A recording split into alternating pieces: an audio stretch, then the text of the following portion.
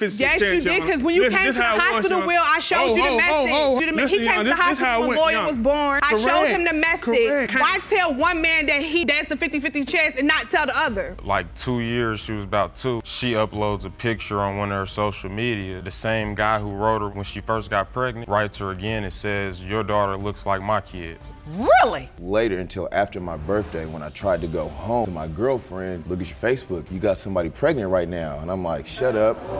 No, I don't." And she's like, "Yeah, you do." The case Woods versus James kicks off with Mr. Woods claiming he is the biological father of 1-year-old Addison, whose paternity is contested by Ms. James after she initially acknowledged him as the father. You won't believe what's coming next. Buckle up for a roller coaster of emotions. You say your dream of becoming a father came true when the defendant gave birth to your 1-year-old daughter, Addison. But that dream became a nightmare when months after you became a daddy and signed the birth certificate, the defendant said you are not her father. Is that correct? Yes, Your Honor. The room is thick with tension and raw emotions. Mr. Woods, with a tremble in his voice, expresses his deep emotional connection and unshakable belief that he is Addison's father, recounting the time they conceived and his profound attachment to her. Grab your tissues. This is just the tip of the iceberg. The time Addison was conceived, me and Aubrey slept together. Deep down in my heart, I feel like she's my daughter. I mean, if she's not, it's gonna break my heart. I mean, I've been through everything. I love this girl to death. For the past year, I've been there. So for the past year, you've been there? Yes, ma'am. And you are certain you slept with Ms. James during the window of conception? Yes, ma'am. The atmosphere turns heavy as Ms. James takes the stand. With eyes welling up, Ms. James acknowledges Mr. Woods' role in Addison's life and his belief in his paternity, but insists on revealing the truth in court, despite the emotional difficulty due to their established bond. The story twists even more in just a moment. And Ms. James, why are you so upset in this moment? Because I know Cody is a good dad to Addison, but I'm here today to tell them that he is not the father, and I did tell him this before. It even hurts you because you know the bond they have established. You know how much Mr. Woods loves Addison. Yes, Your Honor. And you can see she loves him. Yes, Your Honor. But you're saying you have to come here to tell the truth. Yes, Your Honor.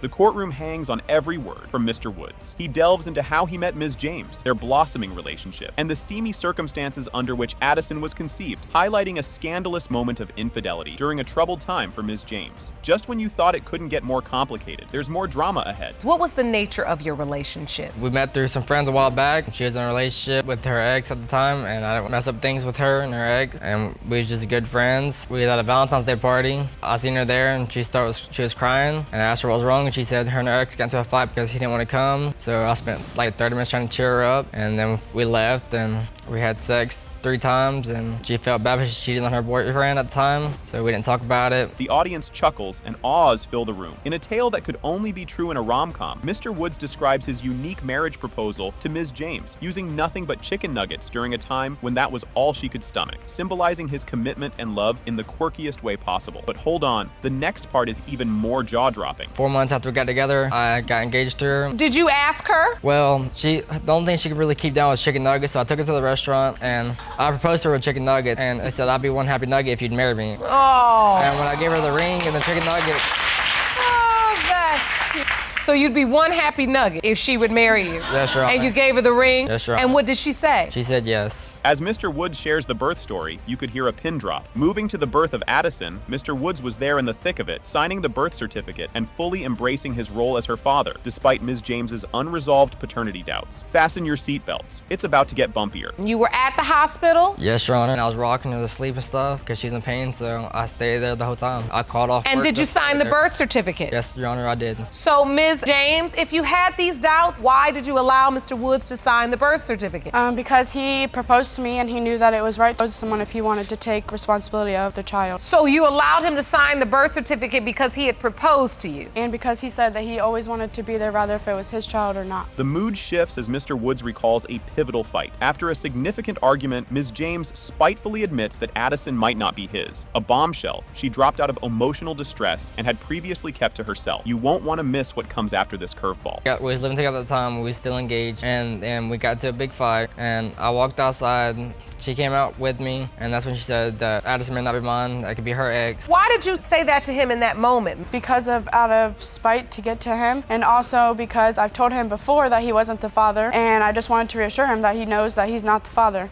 Everyone leans in as the judge presents the evidence. Judge Lake unveils posts from Ms. James's social media that blatantly contradict her current claims, showing her publicly acknowledging Mr. Woods as the father, which adds a layer of intrigue and confusion to her testimony. Stay tuned, the twists in this saga are far from over. And in doing so, we uncovered some social media posts, the first of which is from Ms. James' account, Aubrey James, and it says, "Good morning from Daddy and Addie." And that's a picture of you, am I correct? Yes, Your Honor. Yes, Ms. James, did you post this? Yes, Your Honor. And you seem to acknowledge in this post that Mr. Woods is Addison's father. Yes, Your Honor. Also from you, "Man crush, you my baby daddy and my fiance." The judge is about to drop a bombshell, and the room is on edge. The DNA test results are disclosed. It has been determined by this court. Mr. Woods, you are not the father.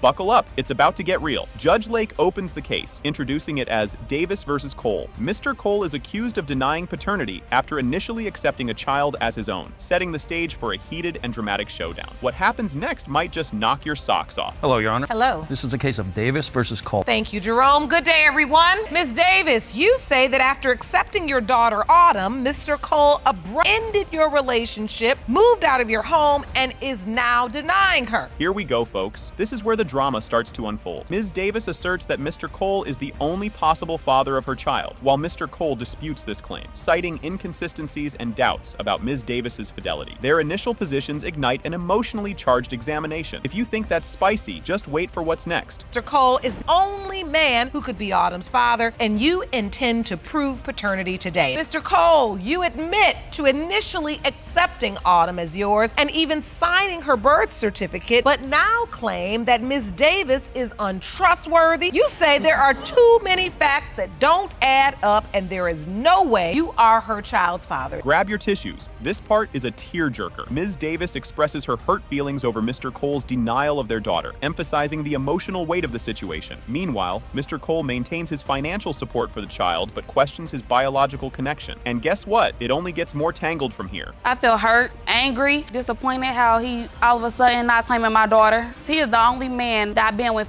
since February. So, Mr. Cole, you're not claiming the baby? Yes, I claim the baby. I still take care of the baby. And you do? Yes, anything she asks for, I do for the baby. Hold on to your seats. This backstory is a roller coaster. Ms. Davis details how their relationship started and evolved until she discovered her pregnancy. This context highlights the once intimate and trusting bond between them, now shrouded in doubt and conflict. And you won't believe what comes out next. Tell me about the nature of your relationship before you got pregnant. Yes, I had met Mr. Cole at a basketball game, a homecoming game, and we had Google eyes with each other. We had changed numbers and we had chill a couple times. You continued this relationship and at some point you find out you're pregnant? Yes, ma'am. After me and Adrian have sex a couple times, I have found out I was pregnant March 21st. I was 4 weeks pregnant. You'll want to pay close attention here. Mr. Cole recounts external influences that fueled his doubt about being the father, including unsolicited comments from others and disturbing messages sent to Ms. Davis, adding layers of complexity to the narrative with hints of possible infidelity. Strap in, because the next revelation is a doozy. I went to school like a week later and someone walked up to me. She wasn't even pregnant that long. And people were walking up to me saying that the baby might not be mine in her messages and was mad that she was pregnant. He wrote her right after she told me she was pregnant. This text had come through where this man was mad because she didn't tell him and it could be his baby. Yes.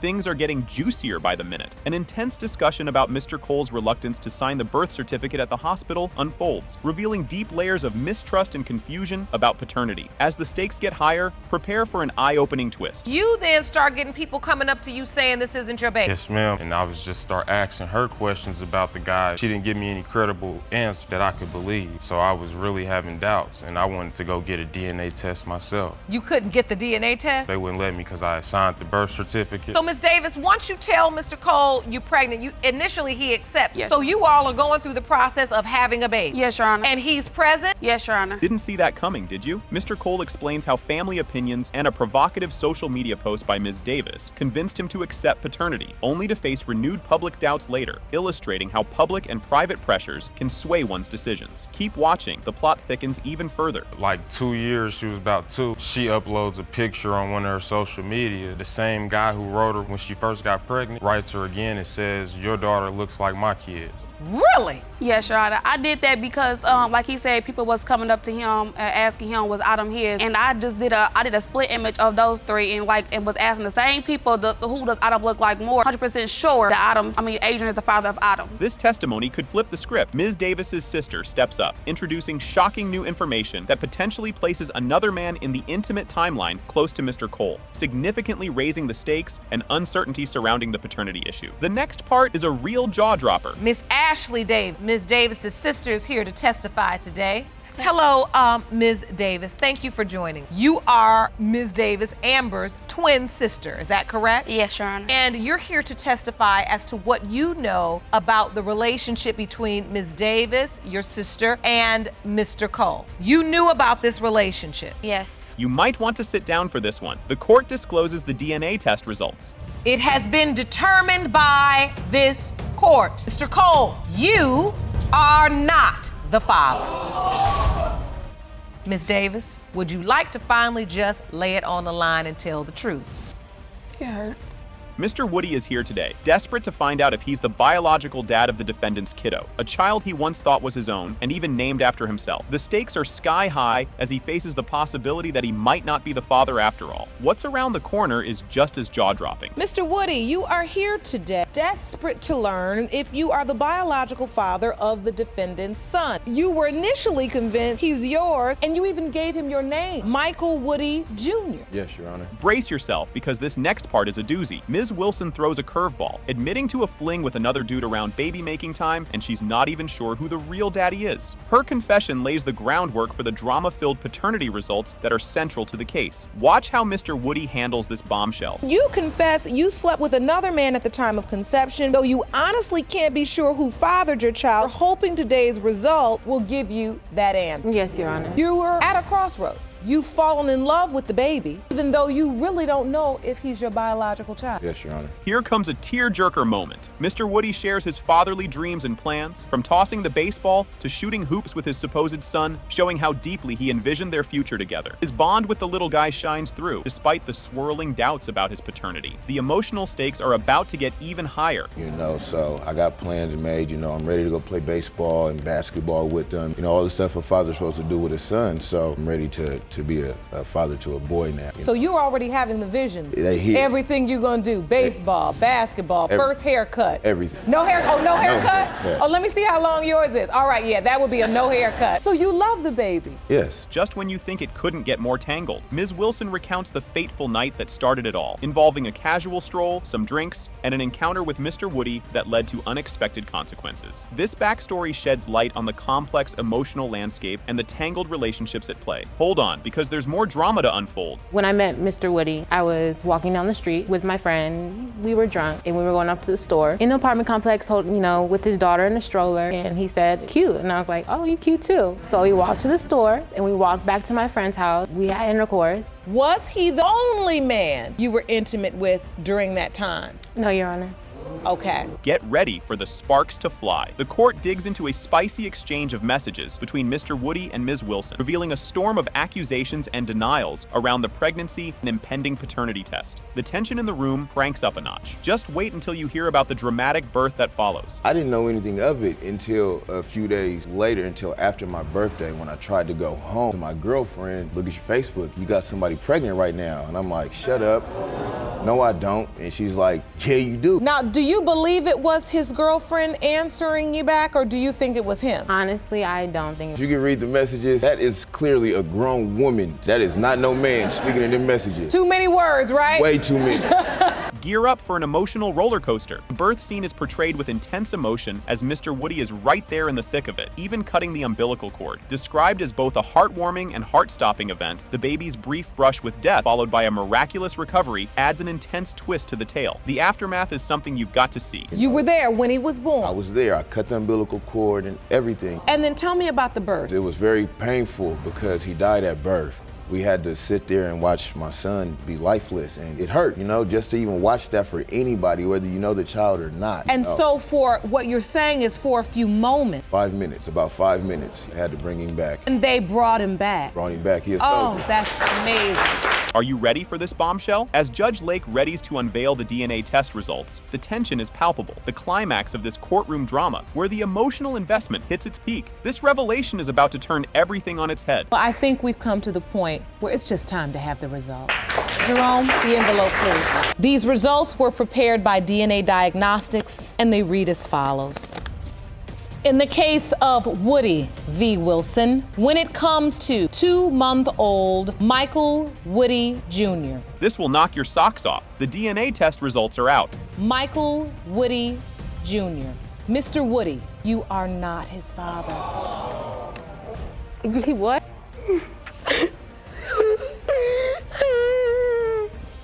Buckle up, folks. Mr. White kicks off the court drama with a bombshell, claiming he's not the father of Ms. Loving's 5-month-old daughter, Loyal. He's called this whole courtroom shindig to prove just that, setting the stage for what promises to be a roller coaster of emotions. And guess what? It only gets wilder from here. Mr. White, you have summoned Ms. Loving to court you did not father her 5-month-old daughter, Loyal. You've brought a witness to court today who believes he is the baby's father. Correct. Ms. Loving, you admit that Mr. White wasn't your only sexual relationship, but say you can prove he is Loyal's biological father. Mr. White brought a mystery guest he thinks might actually be the real daddy. Ms. Loving isn't having any of it though, insisting that despite her busy love life, Mr. White is definitely the bio dad. Strap in, because this ride's about to get bumpy. Explain to me your relationship with Ms. Loving. We never did have a relationship. Like, for 4 years I known Tim. We were good friends, but we were never in a relationship. But you had a sexual relationship. Yes, ma'am. Going on dates, Correct. meeting his mom, calling Correct. his mom, Correct. you're calling my mom, I'm Correct. meeting your took you to a family reunion, Correct. but I'm not your girlfriend. Correct. Hold the phone.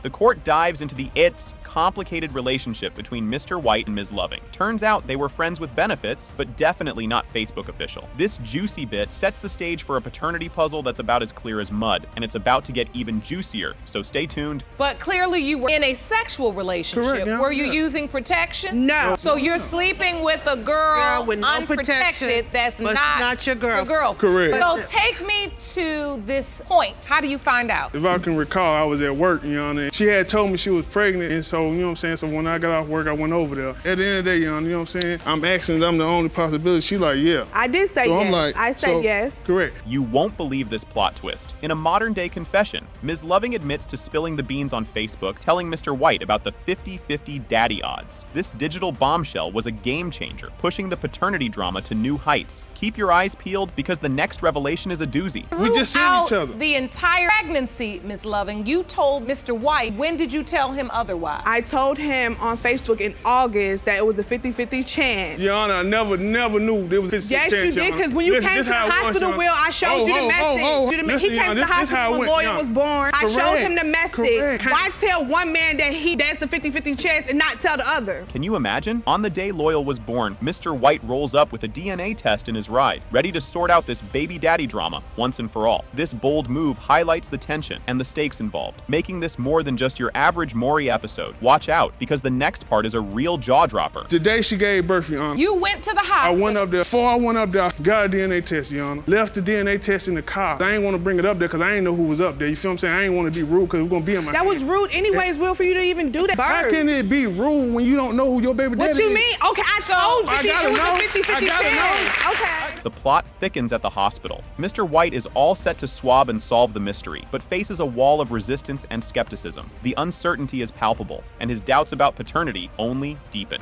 Grab your popcorn, because what comes next is straight out of a soap opera. Whether this I child walked was in the you. room, hey, how y'all doing? Miss Brennan like, damn, Will, you look different. You feel what I'm saying? I'm like, what you mean, Miss Brennan, I look different? I need to take off these glasses? She like, nah, it ain't the glass. I say, why you saying that? Because the baby don't look like me? She was like, you damn sure don't. So they're examining you. Yeah, correct. But did you bring the DNA into the room? No, ma'am, I did not. I wanted to do it, but I didn't do it. You feel what I'm saying? I just wanted to have respect. Twist alert! Ms. Loving throws another curveball into the mix with her topsy-turvy pregnancy timeline, complete with conflicting conception dates. This revelation throws everyone for a loop, adding layers to the paternity puzzle. The scene is set for even more twists, so don't touch that dial. Ms. Loving, you got a conception date. Yes. During your first appointment. Yes. I went to a recovery center when I found out I was first pregnant. Basically, I decided that I didn't want to have my baby. So basically, this is the center that basically helped cope with the situation, but instead they gave me a conception date, keeping my baby, because they gave me an ultrasound. I heard her heartbeat and I couldn't do it anymore. And when you got that conception date, leaned towards there were two men in the picture. Exactly. When I got the first conception date, it pointed to Mr. White. So that puts me in the middle with two guys. Just when you thought it couldn't get any more crowded in here, enter Mr. Talbert, stage left, claiming he might also be the father. This new contender ups the drama and complexity, turning this court case into a paternity melee. The suspense is killing me, and you won't want to miss what's next.